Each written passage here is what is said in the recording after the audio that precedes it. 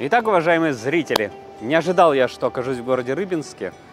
Не было в планах посетить этот город, но у меня выдалась такая уникальная возможность. Я получил приглашение посетить конференцию «Инновации в производстве и промышленности». Конференция посвящена была в авиации, двигателестроению. Здесь находится очень много компаний, которые занимаются газотурбинными двигателями. Ну, есть и хорошие компании, которые занимаются судостроением. И также я получил приглашение от моих заказчиков посетить их производство. Я подумал, почему не воспользоваться этим. В Рыбинске я давно хотел побывать. Будучи еще когда москвичом, я жил и часто любил выезжать в туры выходного дня. Посещал Ярославль, Суздаль, Углич, Кострому.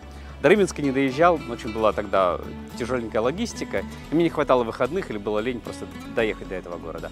Но вот я здесь, и это здорово, потому что этот город, он прекрасно ложится в историю городов, находящихся по Волге, и, в общем-то, я постараюсь сделать эту историю, начать, наверное, даже цикл записи истории городов по Волге именно с города Рыбинска. Я надеюсь, что вам понравится этот мой первый документальный фильм из цикла «История городов на Волге».